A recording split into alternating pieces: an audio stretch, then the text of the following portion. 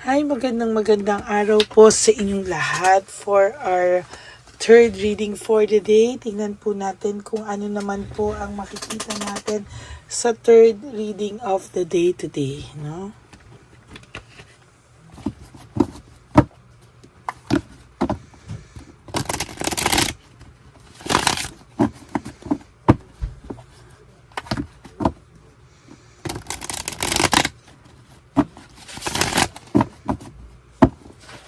Ayan.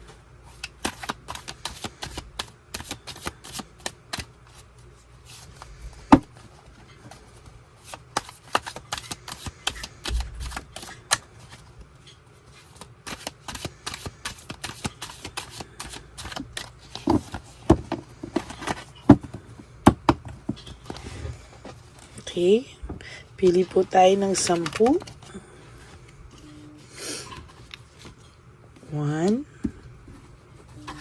2, 3, 4, 5, 6, 7, 8, 9, and 10.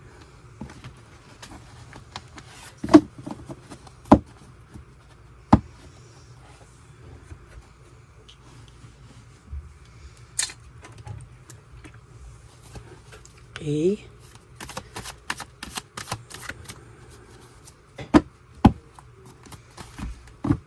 Ayan, pili din po tayo ng 10 dito. Pero palasahin po muna natin. Kamusta po kayo? Napanood nyo na po ba yung first, second, and third reading kahapon at yung first and second reading today? Bago po kayo mag-skip dito, no? Para tingnan po natin kung ano ang makikita natin dito sa third reading of the day. Last. Ayan. Then, pili na po tayo ng 10. 1,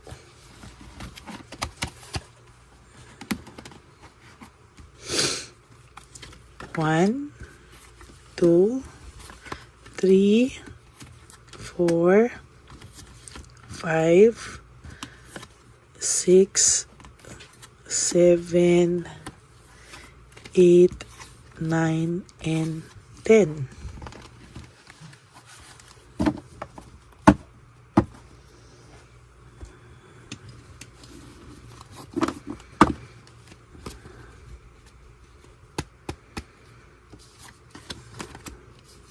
Huwag niyo pong skip to. Dito po tayo nagkakaalaman ng energy.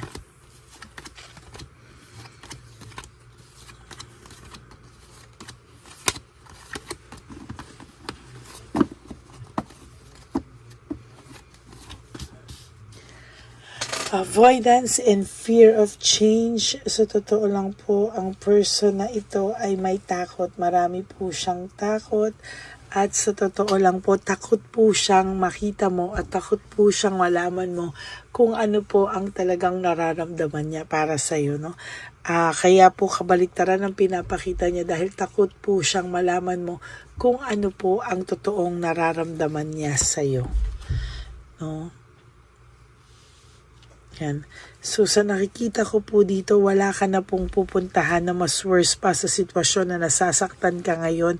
No, paakyat na po yung iyong baraha, siya po ang pababa, no?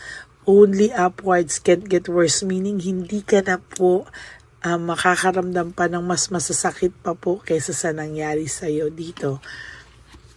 May nararamdaman po siyang butas, no, sa buhay niya. At yun ay yung pagiging dependent niya sa iyo nung araw, yung kumbaga nagtutulungan kayo all throughout, no? Ngayon po kasi ay mag-isa siya, no? Kahit po meron siyang current relationship, pang pakiramdam niya po ay mag-isa yung presence nung isa, no? Sabi ko nga sa inyo, kung ano man ang relationship nila ngayon is just based on last sex, money, no? Hindi po niya mapakita hindi niya po maramdaman yung pinakita mo sa kanyang pagmamahal, pag-aasikaso, pag-aalaga. Ngayon po, iba po yung nararamdaman niya. There is this rejection and resentment. Talagang sa nakikita ko po dito ay meron akong nakikitang takot din po siya. Marami po siyang kinakatakutan, natatakot din po siya na pag siya na po, hindi niya na po kinaya, balang araw ay bumalik siya sa iyo, ay ma-reject mo lang daw po siya, no? At sa totoo lang po, yung rejection na pong ito ay talaga pong lagi niya pong nasa isip na paano kung ma-reject mo siya, paano kung siya naman yung hindi mo paano daw kung hindi mo siya matanggap after ng lahat ng nangyari.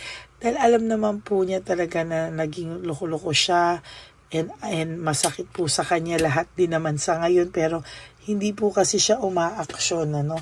Yun po yung masakit sa kanya, ayaw niya pong umaksyon, dinadaan niya po sa pagalit, sa pagpapapansin, o sa pagiging rude at times, no.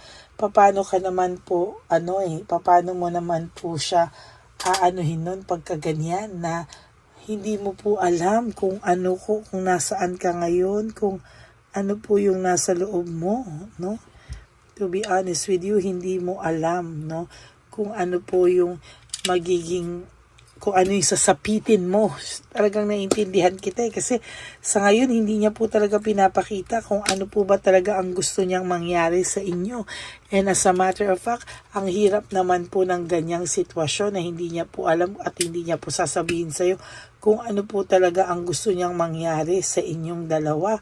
At talaga sa nakikita ko, parang ang gusto niya is ikaw yung gumawa ng aksyon, ikaw yung makaawa, ikaw yung lumapit sa kanya para yung ego niya daw ay hindi niya magalaw, no? O hindi niya maibaba.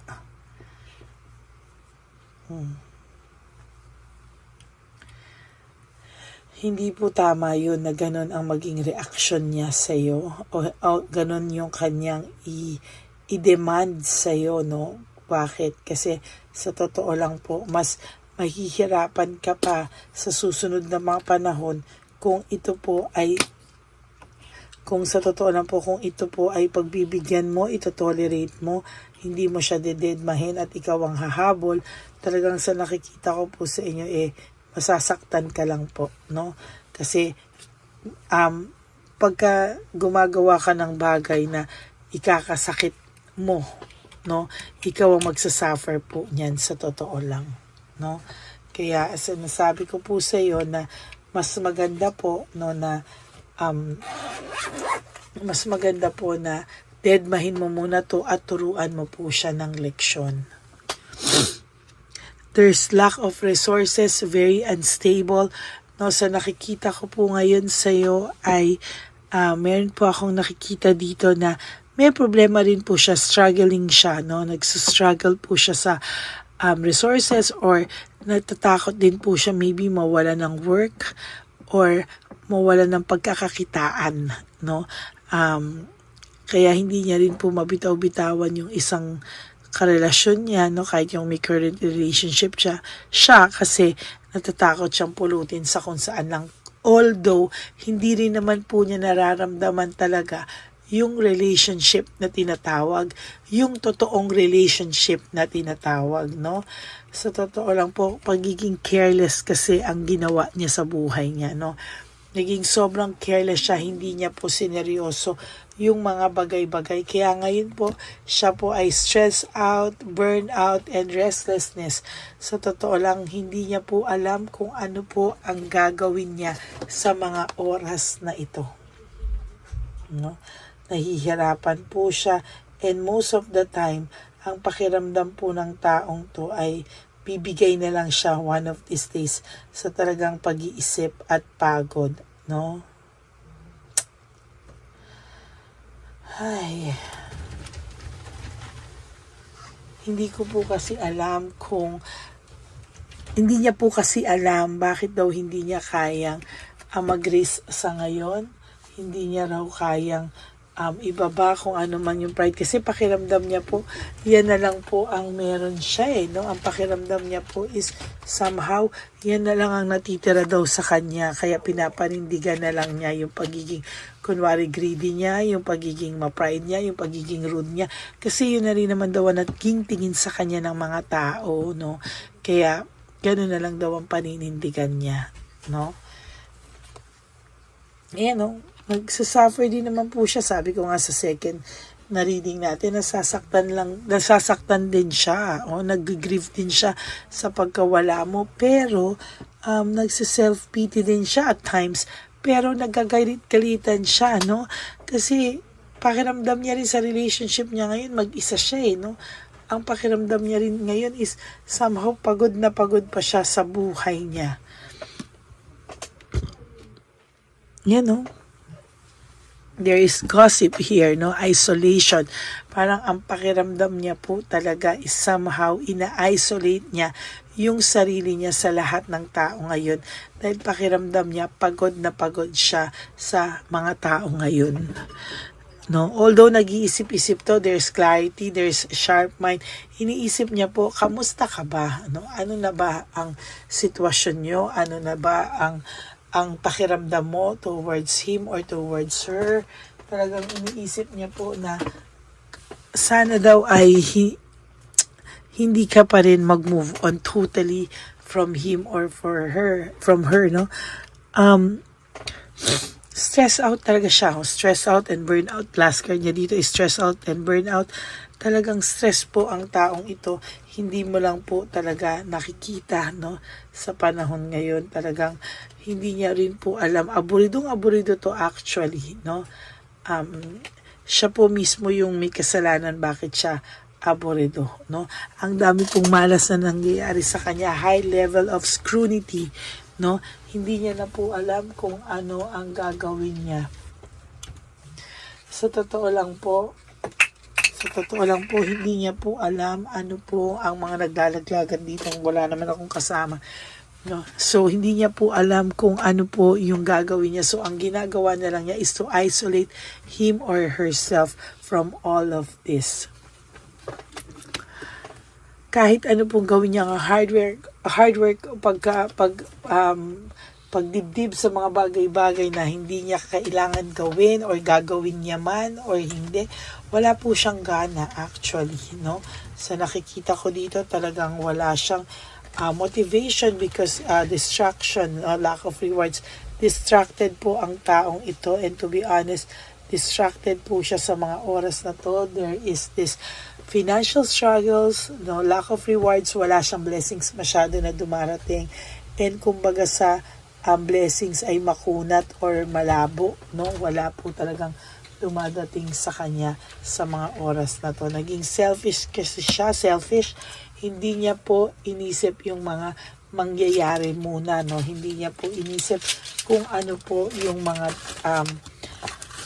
consequences ng actions niya, no? Hindi niya po yun inisip at talagang binaliwala po niya yan sa mga binaliwala niya muna po yan. Itong mga araw na to, talagang hindi po siya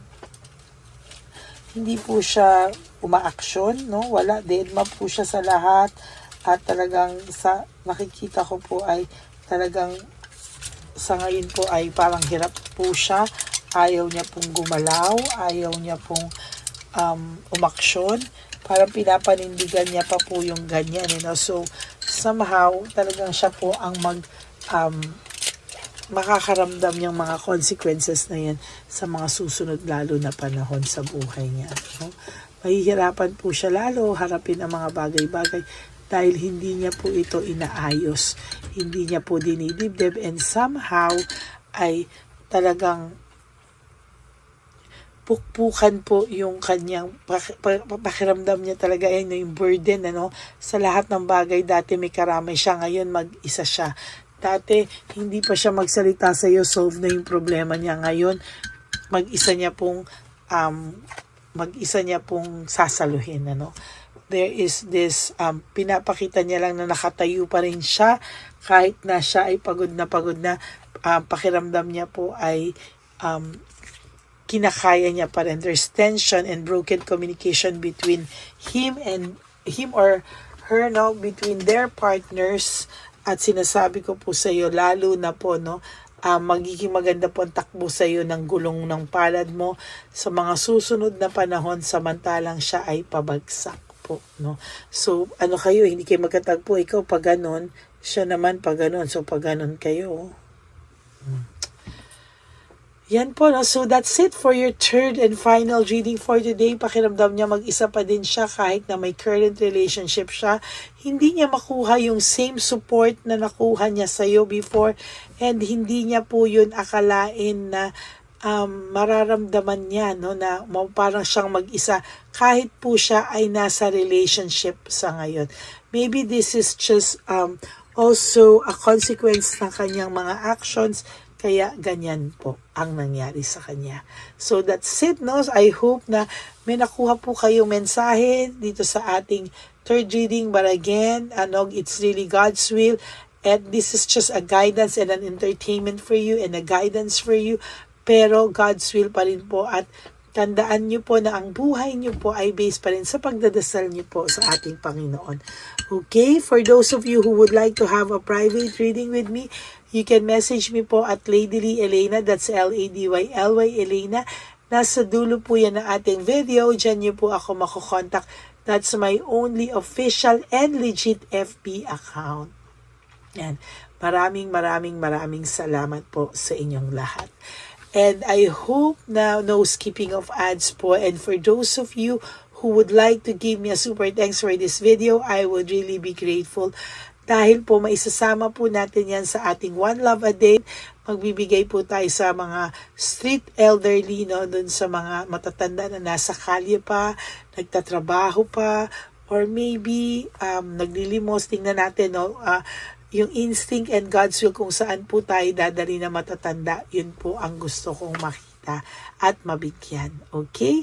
God bless you all, at ang sabi ko po sa inyong lahat ay sa aking mga loyal and ever solid na Lady Elena's family, I love you all from the bottom of my heart. Mahal na mahal ko po kayong lahat. Ay, sorry po, ako may sipon ulit. And of course, no, sa lahat po sa inyo, ay ang tanging bilin ko po is just to live one day at a time. Huwag po kayong mag-isip na ibang occasions. Just live for today, no, ngayong araw lang po na to, at kayo po ay gumising at matulog, na iwasan na mag-isip sa person nyo. Gawin nyo pong productive ang araw nyo, and do 3 things that will make you happy for today. It doesn't necessarily mean na kailangan yung gastusan ng sarili nyo. 3 simple things that will make you happy. Okay na po yun. Okay? And of course, sinasabi ko po lagi sa inyo na life is too short. Don't make it shorter by stressing yourself from all the pains and heartaches na binigay sa inyo ng kahapon. Just surrender everything to the divine universe and just let go. And let God write your life and love story. I will be back po for another set of reading. Huwag po kayong malulungkot. Ako po ay magbabalik tomorrow. Maybe, tingnan natin kung mabigyan ko po kayo ng bonus reading for today. Pero sana muna po ay mapanood nyo muna po yung 1, 2, and 3, first, second, and third reading bago po kayo mag-skip, no? And I do hope na panood nyo na po lahat. Kahapon marami pa pong hindi nakakapanood sa third reading, second reading, no? Marami pa pong hindi nakakapanood, and ang ganda-ganda po ng readings natin. Okay? God bless you everyone. I love you all.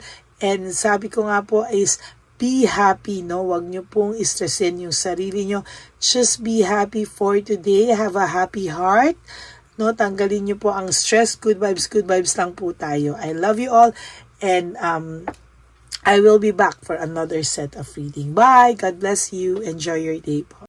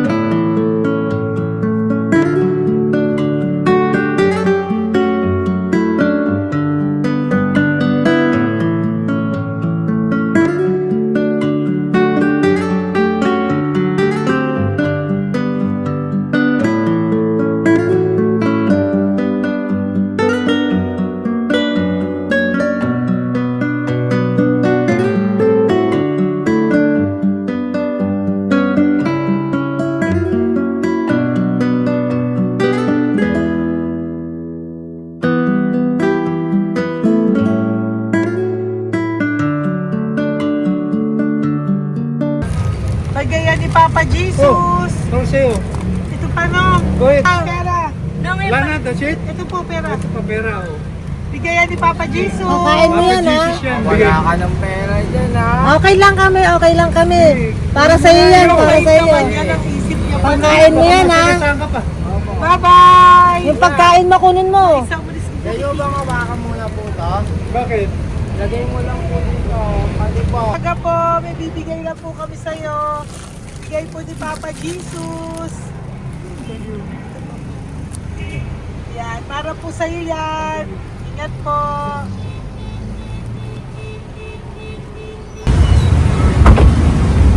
Gandang tanghali po.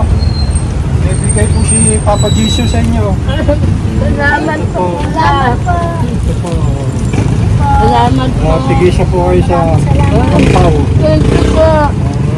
God bless po, nanay. Apo, apo, apo. Pangalaman po. God bless.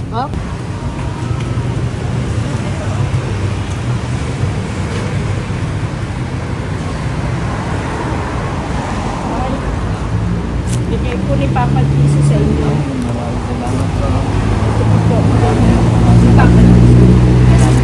Salamat. God bless po. Kuya, pangkain mo po yan, ha?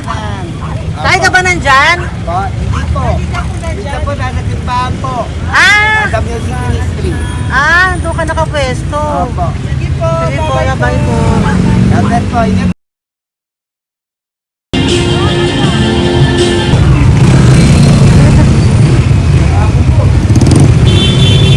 Bigay po si Papa Jesus.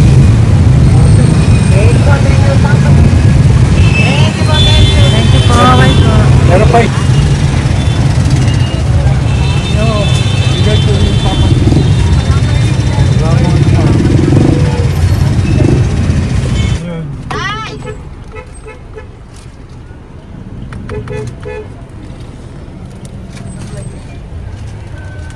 Yun. Tay, para sa'yo po, bigay po ni Papa Jesus. Jesus, amen. Tay, bye-bye. God bless po, God bless.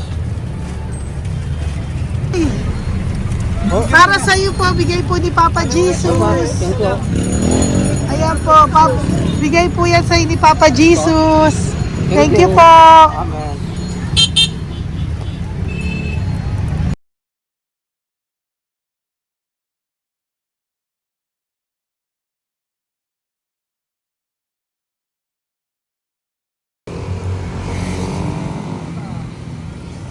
Bigay ni Papa Jesus. Tayo sa pagkain ato po, ha? Madami mong aso, kuya. Alaga mo lahat yan. O, nagkait. Hindi na size yan, nasa niya iba. Kalagala. Ay talaga? Salamat po. Kalagala ko. E paano pagkain yan, kuya? Saan mo kinukuha? Tayo sa tambay ko. Lahat. Ang dami. Ang dami niya pong aso. Po. Oy, ang daming aso ni kuya. Sais. May nagbibigay sa inyo pagkain. Nagagalakal ako.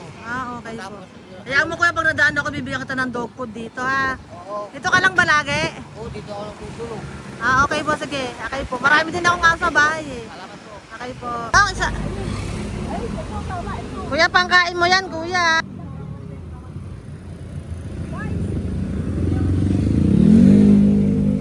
Nangangalakal ka, kuya? Sige po. Thank you po. Maraming salamat, ma'am.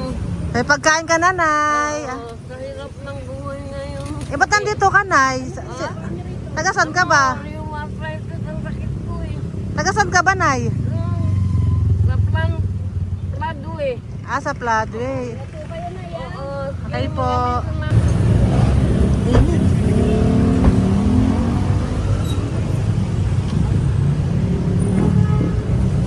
Nay! Bibigay ako sa'yo. Matandaan mo na ako. Ito. Ako po. Si tatay. Si tatay. Thank you, Nay. Bye po.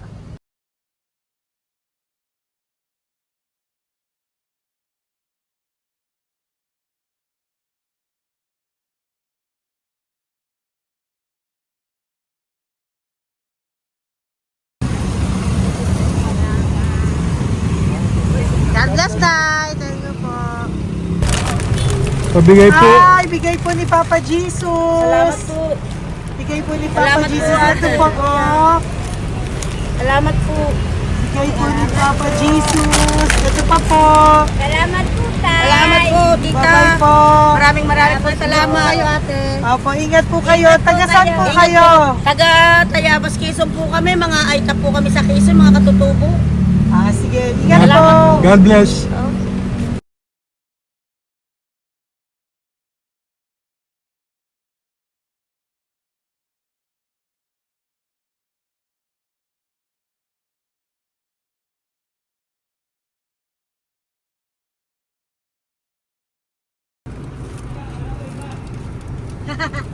Tay, Tinatawag niya eh. bigay po ni Papa Jesus. Thank you po. Ayan po. Sobrang Ang sipag mo naman, tay. sipag niyo naman po. Kanina po kasi, taglagas ngayon, taglagas. O, pang merienda niyo po yan, Sige po, ha? salamat po sa inyo. Tapos yung root bags po, Kala ko uwi niyo sino po. binubusinahan niya eh. Ah, sige po, Thank you na bye-bye po. Thank you po, salamat po, bye-bye.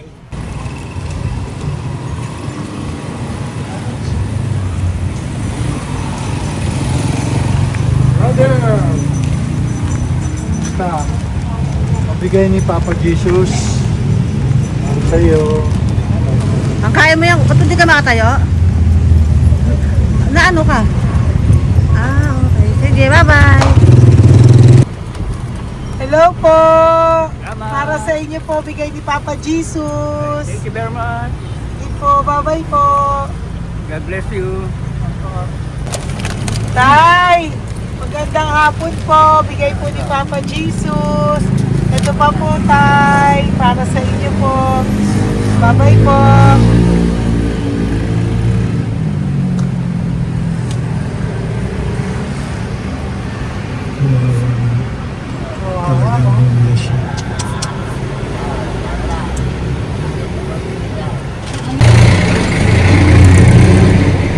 Ate. Tingnan lang. Baka maano siya. Ito po, oh, bigay po sa'yo ni Papa Jesus. Ito pa po, oh. Pera po. God bless po. Okay. Taga saan ka po? Sige, ingat ka po, ah. Hello po, magandang hapon po. Ano po? Bigay po sa'yo ni Papa Jesus. Thank you, madam. Tsaka ito pa po, para po sa'yo. Salamat. Thank you po, ingat po. Thank you, ma'am. Sige po. Salamat. Akala ko, ma'am, bibili. Ay, hindi po, para sa'yo po yan. Bye-bye Thank you, po. ma'am.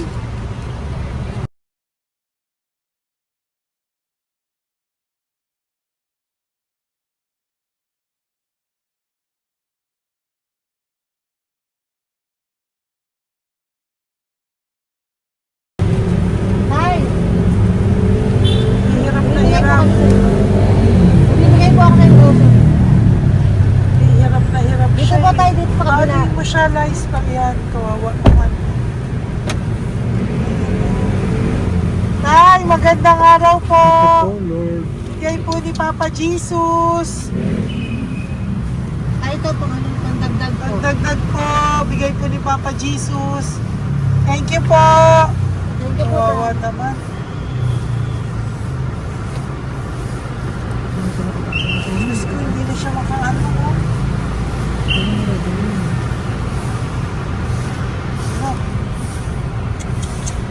Tama, may tatawin lahat. Ano kami yun, nanginginig ko lang. Siyempre, ang bigat niyan.